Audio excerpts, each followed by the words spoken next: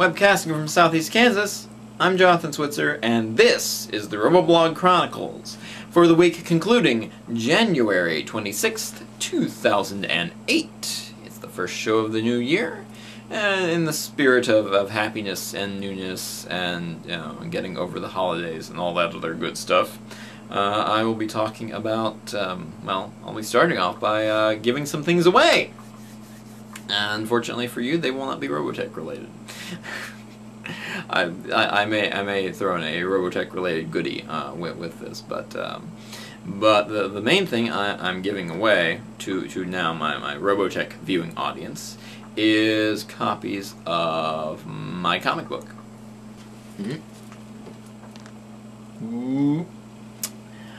As many of you know, I've been recently spending most of my time working on Squonky Dog, a comic series based upon characters and situations I've been developing, you know, starting when I was like 3 years old, and it's just been rolling along like a snowball down a hill ever since then.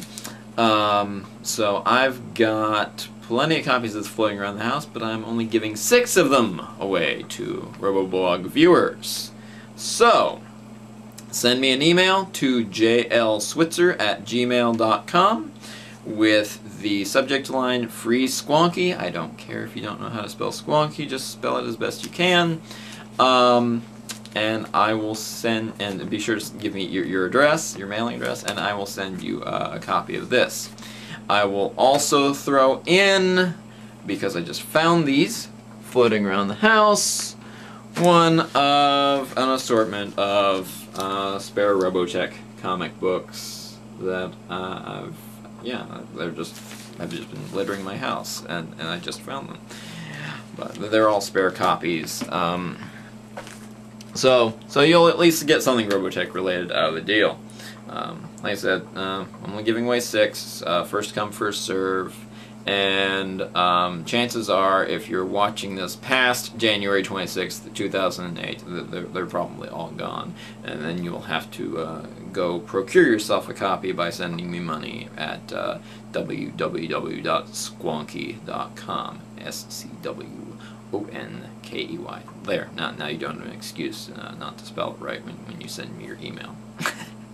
Anyway, within the sphere of comics, let's move along tangentially to the Roboblog Comics Contest, which is still ongoing.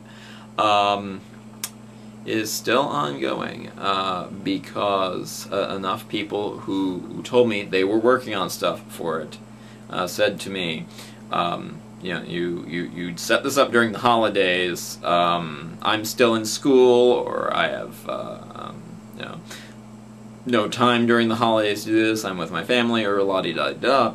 So I said, all right, let's move the deadline to sometime in January. And now we're at the end of January. So I've decided the deadline, the new deadline for the Roboblog Comics Contest is the end of January. If you get a 1 to 2 page Robotech Comics story, or story fragment, or at the very least some sort of sequential art that tells some kind of narrative, if you email that to me at, again, jlswitzer@gmail.com by January 31st, January 31st, you know, you will be entered into the contest, and you will possibly, maybe win a copy of The Art of Robotech: The Shadow Chronicles, signed originally to me by Tommy Yoon, but you know, I'm one of the authors, so I will sign it over to you. I will personally sign it, you know, with my name, and to, you know, you, if you win it. So crack out your pencil and your pens and your Photoshop and what have you, and please get to work on that. You've got, you know, about 2 weeks now, so hey, you know, give it a shot.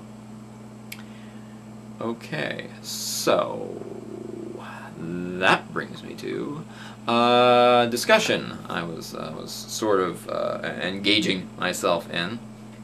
on MySpace. A Robotech fan identifying himself as Robotech fan. I don't remember if he has any other alias or any other real name that is circulated out there. But he posted up something in his bulletins section written by our old dear friend Adam Schiller, aka Chiron Prime. And the discussion was about excuse me, Robotech fan projects. And the ill fate that so many of them meet, either through disinterest or people not having the time to contribute or what have you. And one observation I've long harbored is that fan projects are great when you're young. Fan projects are great when you're a teenager, when you're in high school, when you're in college. But once you get past college, there goes all your free time. I mean, a lot of people do manage to make the time. You know, when they're starting their own fan project, or when they're doing some tangential side thing, like I'm doing a Squawky Dog, and I occasionally do the writing for the Harmony Gold project.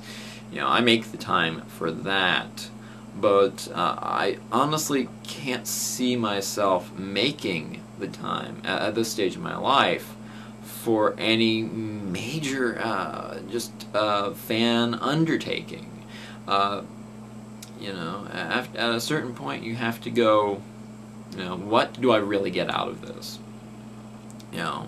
I get attention, I get a certain amount of enjoyment, I get a certain amount of limited prestige, but in order to get greater prestige or stuff to put on your resume or something like that, you kind of have to make the opportunity for yourself. And through my fan projects, I managed to get the opportunity to do all these things officially for Harmony Gold. Sometimes hard work and perseverance does pay off, I guess, but on the other hand, so many of the people making fan projects these days are so terribly hostile towards the current regime at Harmony Gold. I don't think too many of those fan projects will parlay themselves into the kind of ridiculous and absurd opportunities that I have had. I'm not sure if I just made any sort of point, but it's all stuff that is well worth thinking about. I think, why the fan projects seem to melt down these days, and always have. Come to think of it, I think one thing is that a lot of fans are so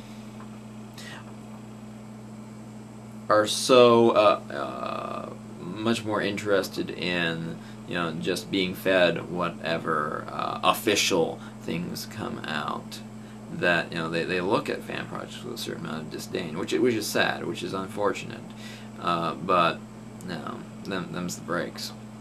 Okay, so I think that's about all the time I have this week. I'll be back sometime in February. This is Captain JLS signing off.